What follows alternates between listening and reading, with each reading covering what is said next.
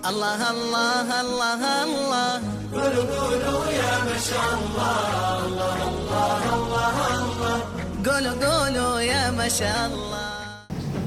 الحمد لله والصلاة والسلام على رسول الله وعلى آله وصحبه أجمعين.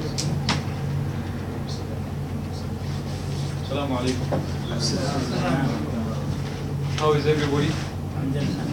This is the most difficult time in the day to be talking about anything serious.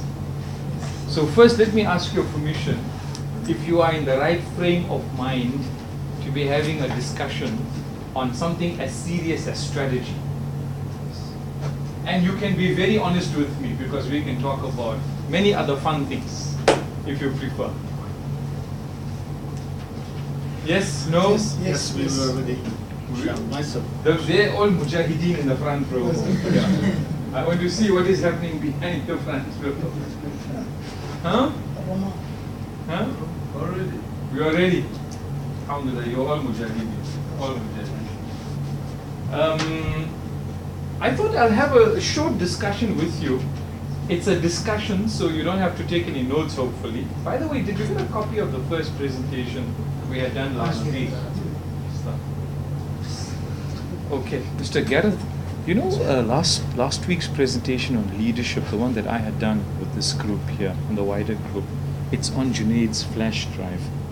Can you just make me a set now of hard copies for everybody here, 16 people, and you print them as notes page, 6 per page. Is that okay if you put it 6 per page, the slides? Yeah. Hard copy, you mean? A hard copy. You want a soft copy? Why not? A flash or a... Can one of you give me a flash and then we'll put it onto your flash and then you can share it among yourself? Yes. Okay? So somebody's going to... So Gareth, you'll take a flash from one of these gentlemen. Only one hard copy we allow. Okay.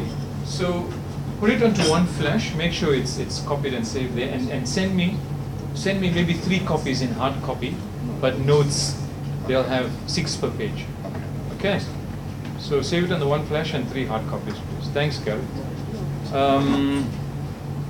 Now, so I was hoping to have a discussion with you on an area related to strategy. How many of you like leadership, gentlemen? How many of you have discussed or studied or read about strategy or have been exposed to training in strategy? How many of you? One. You do a little bit at your work, right?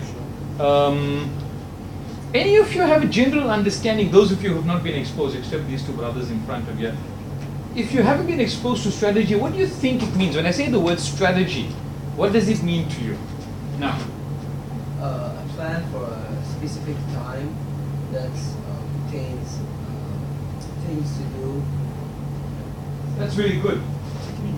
Techniques, very good. What's the way? What is the way? A roadmap. Now. A methodology. Anybody else? Well done. Steps to achieve something. Fantastic. So you all have a good general idea of what strategy means. So that's fantastic. There are some key concepts that any good strategy program will go through. And I'm keeping this presentation very simple. It's not technical, okay? So that you can easily work with this, right? So these are key concepts and terms you would use when you discuss strategic management, right? Strategy, you all have a good idea.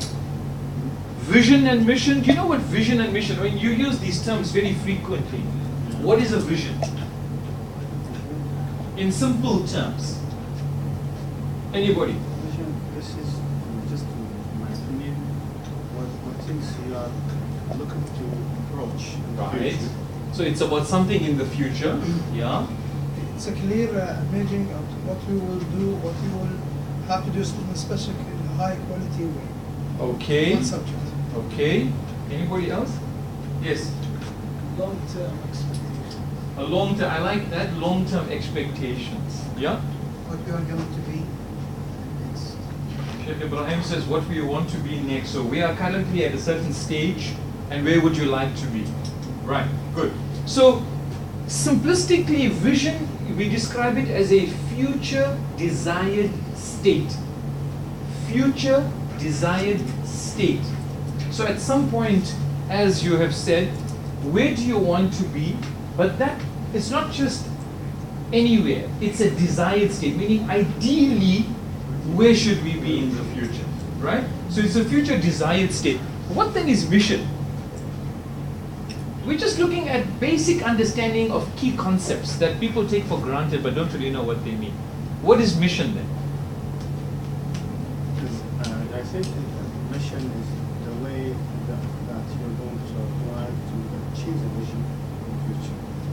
What you need to do to achieve the vision, okay? It's the application. It's the application, yeah. Ibrahim? Task distribution. Now? Task. Task distribution. Okay, you're warm, you're all warm. Yeah? Okay. I think you have a general idea. Technically, vision is what? A future? Future? Desired state. Something you really want to be. Mission, simplistically, is what you currently do. Mission is what are you about at the moment. If vision is about a future desired state, your mission is what you currently are doing, right? So when the Prophet ﷺ was in Mecca, what was his mission? In the early days of Mecca, what was the mission? Yes. Secret da'wah. After that, when it became public, Call people. calling people. Close people, family. The family, and then you widened the circle, then you went to the senior leaders of the Quraysh and the other tribes, etc. That was what he was. What was his vision in that period? Sallallahu alaihi wasallam. What was the vision? State of Islam. Everywhere. To where? To everywhere. Everywhere. Anybody else? No? The whole mankind. All of mankind. We're not dhulumat, as we said last week. Right? So whilst he was working in a specific geographical context, which was Makkah, the vision was really to reach every heart and home, isn't it? That was the vision. And okay, so mission, future design state, vision. What is strategic intent? The way it should be followed. The way it should be followed. Pay attention to the words. Strategic intent. So it's I'm happy to give a chocolate. I have to buy one. To somebody who can give me an example from the seerah about strategic intent. So give me by example what you think. Ridwan. Sorry man, Zain has some chocolates downstairs, please man. If you can just send me 2 or 3 chocolates, please Ridwan. What does intent mean? It's like niyyah. There you go. So what is strategic intent? And somebody give an example from the seerah. Fadda. Not everybody together, one at a time. You have earned the chocolate. You see, if you look at the Hudaybiyah treaty, and the chocolates are here. Jazakumullahu khairan. The treaty of Hudaybiyah, what was interesting was when the Quraysh were engaging in the negotiations with the Prophet ﷺ, you know the story. Yes. And they disagreed with many things, isn't it? Right at the beginning they disagreed in the way Tasmiyah was written, isn't it? Yeah. So what did the Prophet ﷺ do? What did he do? They agree. He conceded. Also, Why? Is the Tasmiyah not what we believe? Ar-Rahman, Ar-Rahim. Why did he? So he said this is a treaty from himself, the messenger of Allah. They disagreed again. So what did he do? He said, remove it. Why? And then the rest of the treaty continues and they say, you know, if we get anybody in Makkah, we will not return them to you. And if you find somebody from Makkah and you will return them to us. Was that fair? No. Fine. So he finally agrees, sallallahu with this treaty that many senior Sahaba even felt was biased against the believers. Not so. And objectively it seemed biased against the believers. But then what ayah was revealed about this treaty? Inna fatahna laka fathan mubina. It's a clear victory. Allah is confirming this is a clear victory. So there's something unique about that treaty. And of course then what had happened was when the tribes heard that the Quraysh have signed a treaty with whom? Muhammad sallallahu alaihi wasallam. What did he do to the community of believers? Until then, they were regarded as renegades. You know what's a renegade? You know what's a renegade? No. You don't know renegade? Renegade is somebody who leaves like a battle and runs away. You exclude yourself. You refuse to participate. You're a renegade. You've run away. They like a betrayer. What is it? Khain? Right. So they were regarded as renegades. They didn't have any political authority or status. And the Quraysh didn't want anybody in the peninsula to think that the believers were a political force. But for the Quraysh to sign a treaty with Muhammad sallallahu alaihi wasallam, what did it give him? Political status. Why would the leaders of the Quraysh have to sign a treaty? So he had 10 years, as you know, peace and engagements, and of course all of the Sahaba went out. And because of the fairness of the Prophet ﷺ and the believers, one muhaddith, Imam Zuhri I think it is, he says that there was a sea change of people from Kufr to Islam during the period after the Treaty of Hudaybiyah. You see, in the first 13 years in Makkah, a very small number. And then in moving to Medina, even this happened around the 6th year, isn't it, after migration, the treaty? Yes. There was still a small number, but there was a sea change after Hudaybiyah. And I'll give you some examples. How many people went on that mission to make Umrah with him in that year? About? How many people? How many Sahaba? 10,000. No. 1,000. About 1,400, 1,400. Some scholars say 3,000. Okay, let's take 3,000 in the 6th year after Hijrah. 2 years later, Makkah was conquered. Not so. In the 8th year after Hijrah. How many Sahaba? 10,000. So from 1,400 or 3,000 in the 6th year, 2 years later, 10,000. And when the Prophet makes Hajj, how many Sahaba and believers? Over 100,000. What is the rate of growth? 1,400, 2 years later, 10,000, 2 years later, 100,000. It's a phenomenal rate of growth. So you see, the scholars who are looking at this say, look, the sea change of people who came then into Islam, what could you attribute this to? And some scholars like Imam Zuhri, they say that, you see, because of Hudaybiyah and the way it opened up the paths for the believers to trade and to travel, and there was no war and fighting, and people saw their fair dealing, their compassion, their integrity, their iman, this inclined them to Islam. So you can take Hudaybiyah as a good example of strategic intent. The Prophet ﷺ was not interested in short-term gain. And companies need to do this. You know, there's a thing called opportunity cost. You know, you heard the term. Anybody's done economics here? No? Okay, we won't get into it then. You don't go for short-term gain. Have strategic intent. But strategic intent implies you have to sacrifice in the short term. You have to negotiate in the short term. You have to maybe not get everything you want in the short term because you have some serious goal in the future. That is strategic intent. Is that clear? Strategic options, competitive advantage, competitive environment. I don't know if you need to understand any of these terms, but let me move on. I'm not going to be too long. Right, this is the diagram that looks very complicated. It looks complicated, but it's very simple. I want you to take a minute. I'll explain this, and I want you to then take an example and put it into this diagram. This is how strategy takes place. You have an analysis of the environment. You have an analysis of the resources. What means do you have? What is your vision, mission, and objectives? What do you want to achieve? Where do you want to be? And what are the strategic options available to get to that future desired state? Right? And then you choose one of these options here. So that's the process of strategy, as we call it. So you start with analyzing your environment. As an example, this brother works with Aramco. What do you think is his external environment for his company? What's the external environment? What are the factors for him? Oil companies. Oil companies who are competitors, very much so.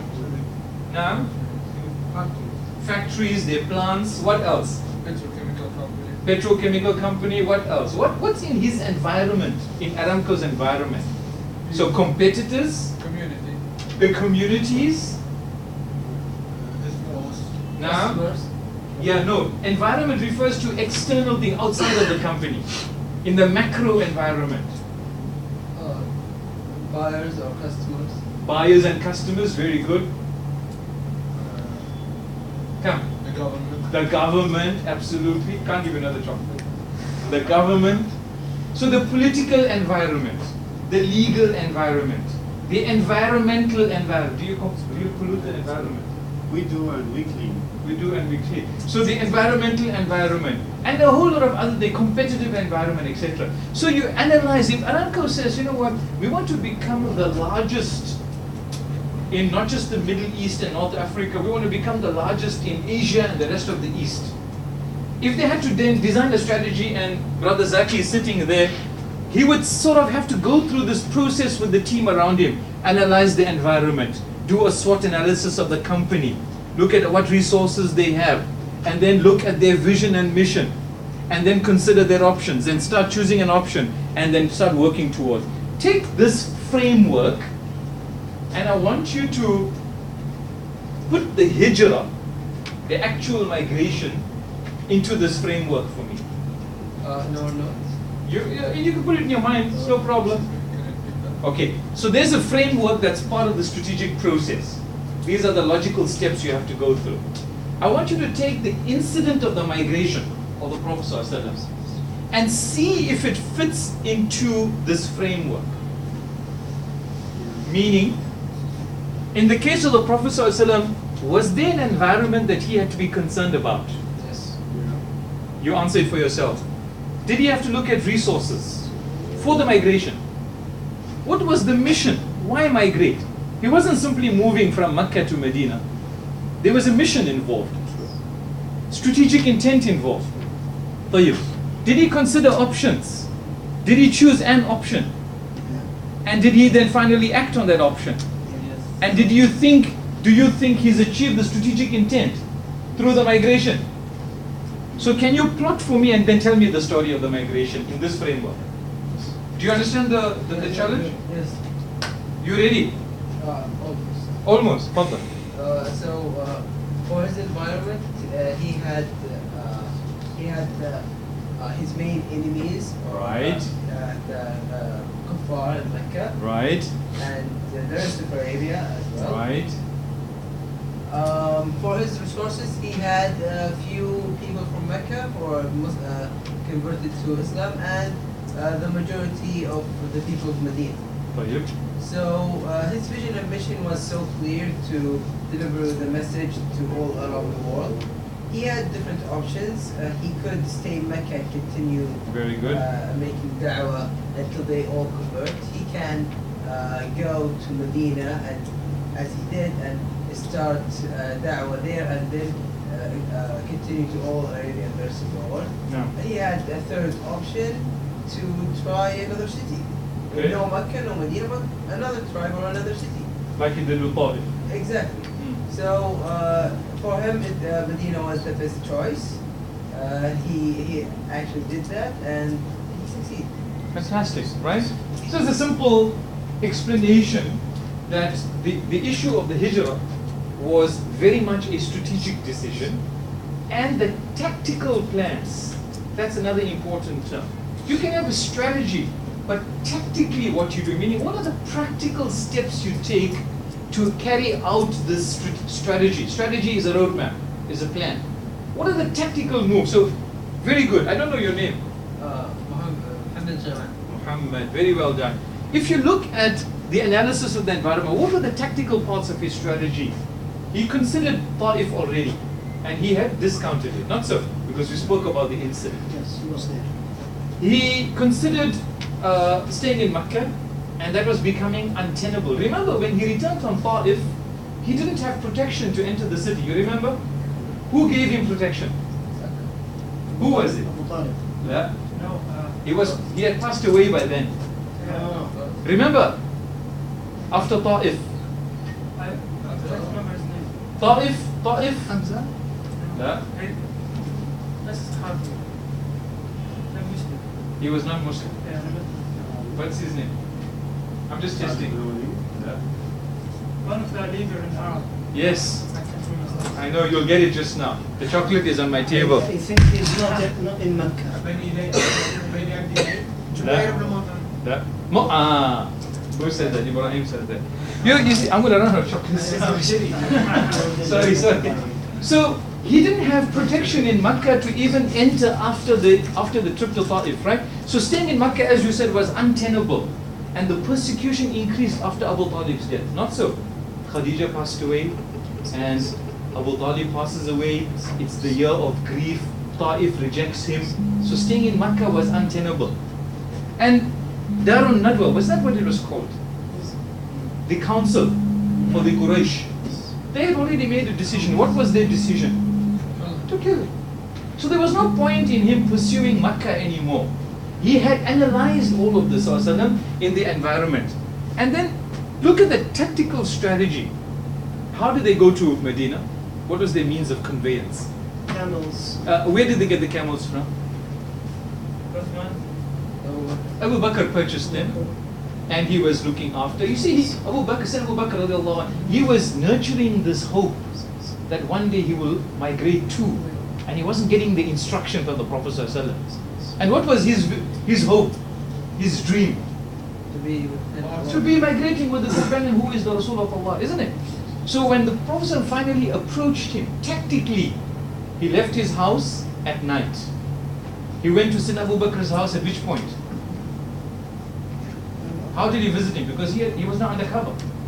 Remember, when the Prophet left his home that night, that he finally migrated, he couldn't be seen in Makkah anymore. The Quraysh decided to kill him. You know, they gathered the tribes, they agreed they will take equal responsibility, all of that. He goes to Abu Bakr's house during the day, midday, when everybody is away, they're sleeping because it's too hot or whatever. And he then gives him the decision to migrate with him. And Sayyidina Abu Bakr knew that this was going to happen. He had good intuition. But Abu Bakr hasn't known that before. He hadn't known that before, but he was nurturing this hope that I will be chosen to migrate with the Prophet. He had purchased the camels. They had chosen a guide. The guide, as we said, was Abdullah bin Urayqit, who was not a believer then. And then they chose to go to the cave. You see all the tactical strategies. Logistic. They planned all of that. It wasn't a case of, okay, now which route should we take? It was thought through that instead of going north to Yathrib, they went south to the cave and they stayed there. We talked briefly about this last week, no? Yeah. The sun brought news. So the reconnaissance, you call this in war, you call it reconnaissance. So you listen to what the Quraysh are talking about during the day, you come and share it with the companions and the Prophet ﷺ at night, and then you bring the animals to graze over the footprints, and the daughter brings them food. All this was thought about. It had to be arranged and organized. So tactically the strategy was thought through. And of course then they took the Red Sea route, you remember? That was not the route that the Quraysh used to use for their trade to which part? To Shem, isn't it? Yes. So you'll see that all of these things, and of course we talked about the strategic intent. He chose a particular option, Sallallahu, and of course we know that he achieved that mission and vision. So you'll find, brothers, in our own heritage, you will see the elements of what the modern world has now termed as strategy and tactical strategy and strategic intent. So these are not foreign concepts to us. These are not alien concepts to us. These are not Western concepts. These are very much things. It's like the ayah, you know, we talked about last week. فَبِمَا رَحْمَةٍ مِّنَ اللَّهِ لِنْتَ لَهُمْ. Any حفاظ here?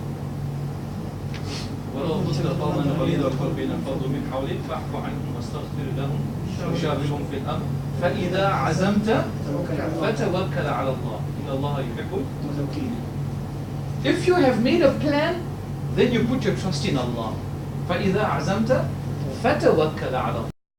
So this is very much part of our faith, that you think in a strategic manner. And there's many examples. We talked about the conquest of Istanbul the last time, you remember?